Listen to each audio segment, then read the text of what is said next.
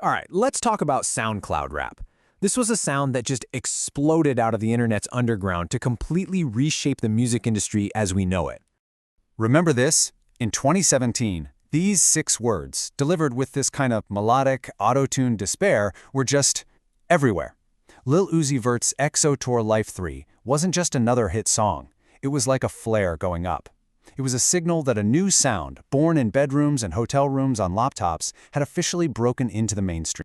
So you gotta wonder, right? How did this incredibly raw, emotional, sometimes totally chaotic sound crawl out of the deepest corners of the internet to basically define a whole generation of hip-hop? And what was it really trying to say? Let's get into it. Okay, so first things first. If you really want to get what made SoundCloud rap a movement, you've got to start with the sound itself. It was this raw, chaotic break from everything that came before it, and it left a lot of people confused and a lot of others completely obsessed. You know, the critics, they immediately slapped a label on it, mumble rap. And yeah, it was kind of dismissive, right? They were pointing at the supposedly unclear vocals and simple lyrics. But here's the thing. What a lot of people called a lack of skill was actually a very deliberate choice. These artists weren't trying to be lyrical masterminds. They were chasing a feeling. And this quote right here, it absolutely nails it. For these rappers, the goal wasn't to tell some complex story. The whole point was the vibe itself. They used melody, repetition, and this really free-flowing delivery to create a raw feeling, an experience you were supposed to just get lost in. And that feeling, let's be real, was often explicitly druggy. The production wasn't just lo-fi for the sake of it. It was actually engineered to feel dissociative. Think about it. The warped sound, the repetitive mantras, the weird shifts in tempo, it was all meant to sound like the tranquilizing effects of drugs like Xanax, creating this whole virtual state for the listener. So who were these artists making this stuff? Well, they were a totally new breed of rock star with this very distinct, very online aesthetic. I mean, just look at this list. The sheer number of artists who just blew up in a few short years was staggering. You had Lil Uzi Vert, XXXTentacion, Lil Peep, Juice WRLD. These guys became icons for a generation of kids who felt like someone was finally talking about their anxieties, their struggles. This chart really breaks down that cultural shift, doesn't it? Lyrical complexity was traded for melodic flow, polished studios were replaced by bedroom recordings, and who needs a record label when you can have a viral moment on social media? It was a whole new playbook for becoming a star. And a huge part of that new identity was the look. And nothing defined that look more than the face tattoo. Now, this symbol has a long, complicated history, from ancient cultural markings to punk rock protest. But for this generation of rappers, a really key moment happened back in 2011. Yeah.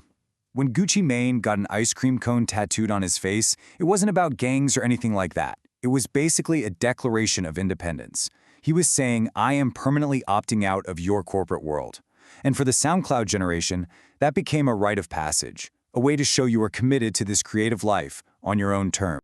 Okay, so we've got the artists, we've got the sound.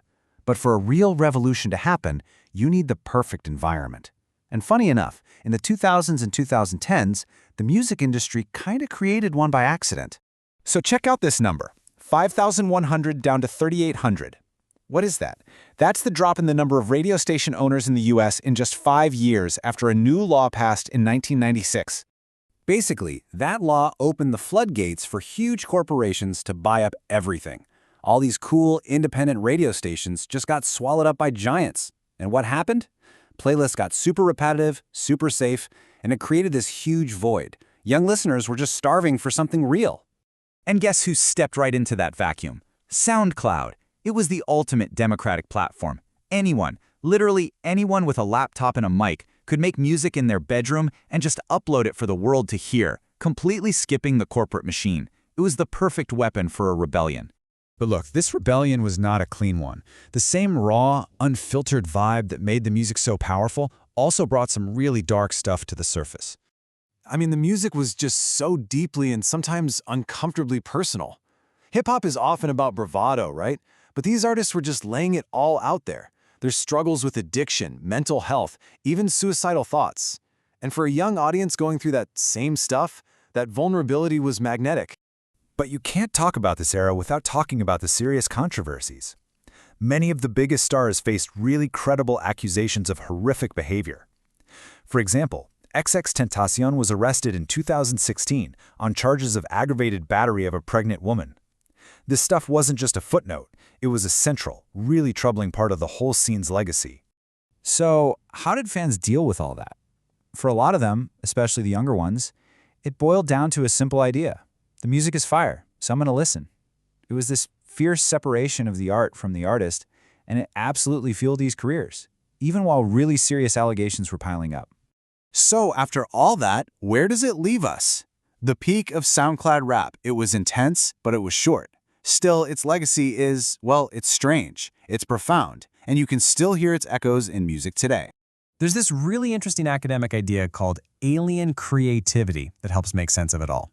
The theory is that SoundCloud rap wasn't bad music, it was just fully embracing the non-human sounds that technology could make. That booming, distorted 808 bass, the robotic sound of auto-tune. The point wasn't to perfect the human voice, it was to use the machine to create something new, something alien.